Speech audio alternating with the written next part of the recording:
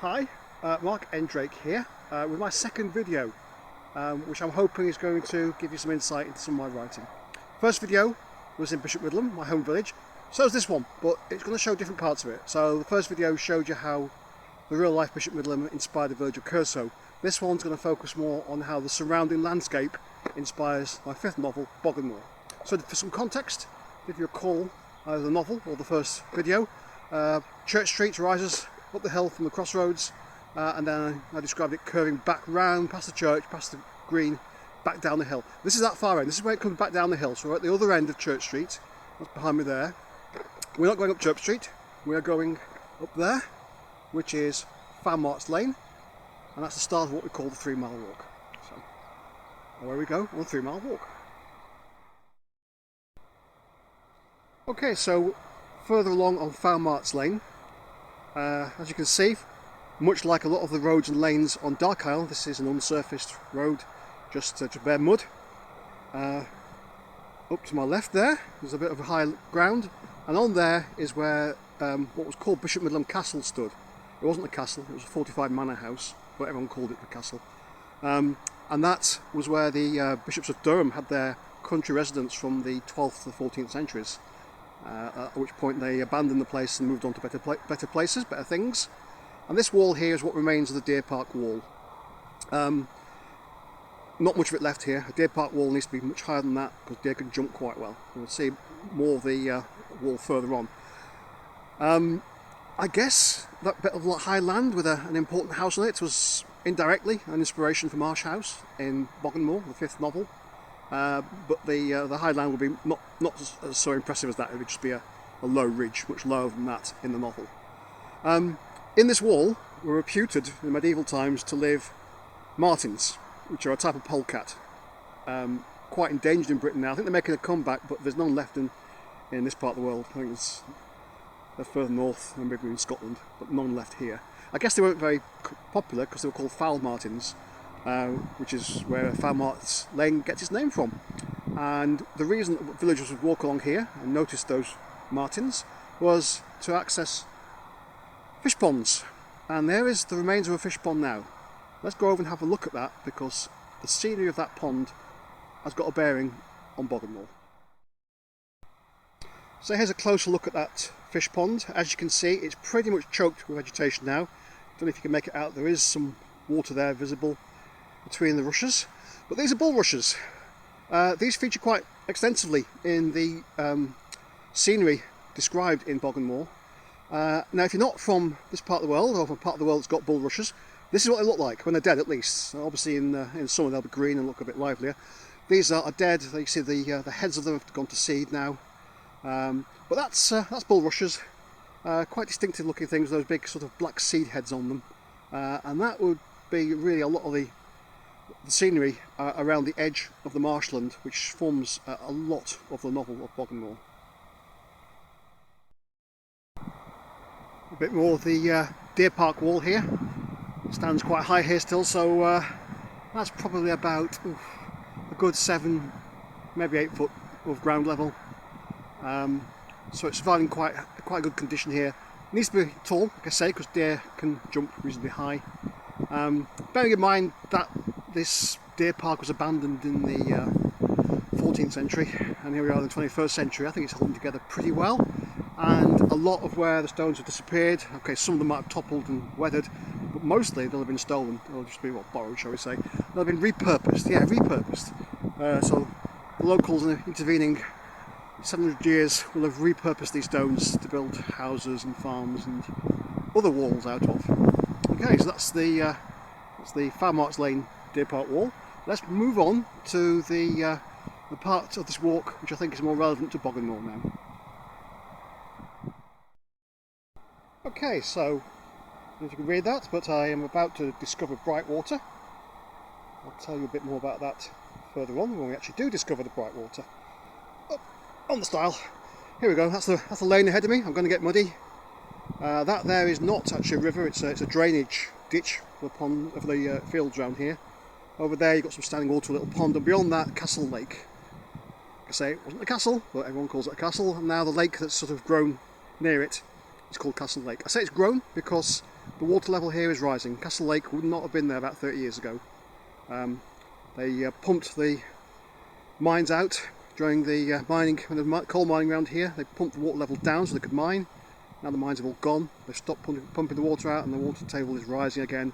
You can see a lot of standing water around here. Right, let's move on to the standing water I want to show you. Right, we have discovered the bright water. So I mentioned in my previous video that the little stream I had in Falls of Darkness was completely invented. There's no stream on the eastern side of the village. But there is this stream. This is the river, well, actually it's a river, River Skerne. It runs through the south of the parish, so pretty much at the really far south now, Bishop Middleham. Going over a little footbridge here, and the theory is that this got its name from the Viking word for bright. Skerne meant bright. It's not looking terribly bright at the moment, but that's the theory. So that's why it's called the Bright Water. Kind of a nice name to append to the River Skerne. We're going up there. You see some steps on the side of that bank. That's an old railway embankment, which is now a footpath. We're going along there. That's going to take us towards Bogganmor territory. Whoa. That was me trying to be scary. I'm not sure if it worked.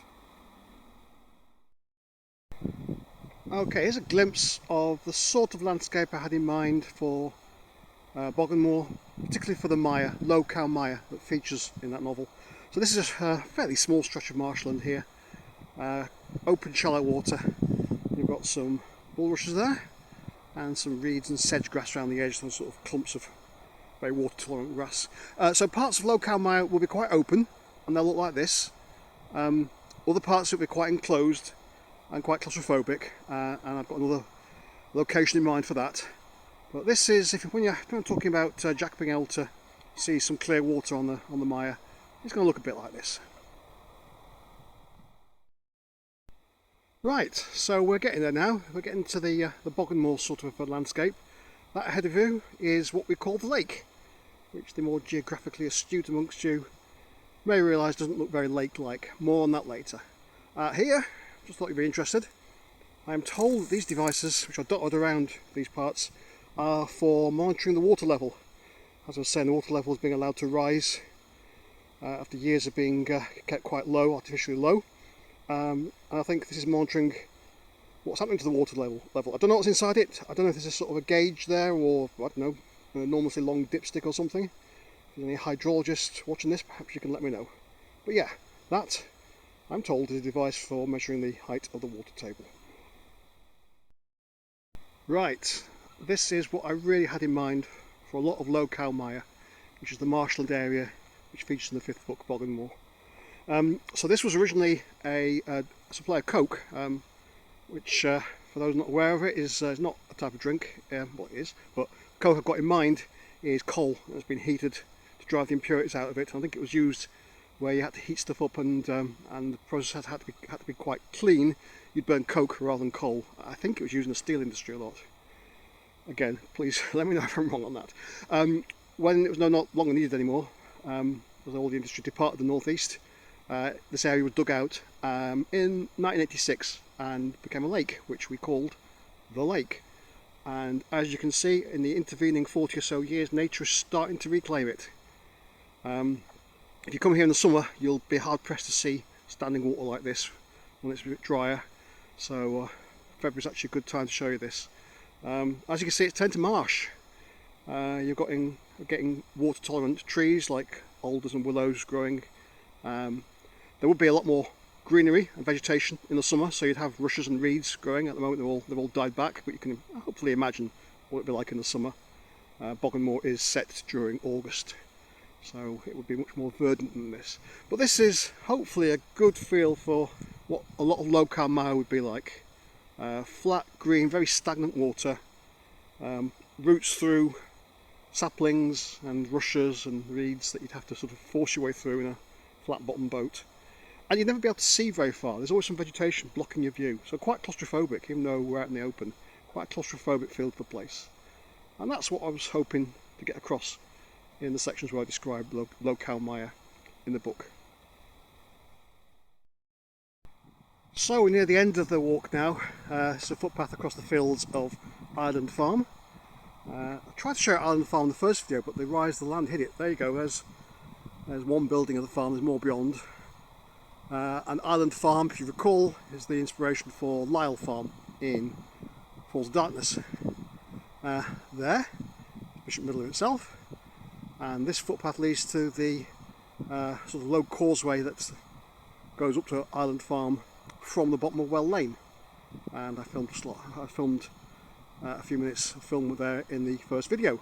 Okay, well, I hope you enjoyed this. I hope it's put some more context on my writing about Darkisle, and I hope it'll help you visualise Locale Mire when you come to read Bogganmor, which I hope you do.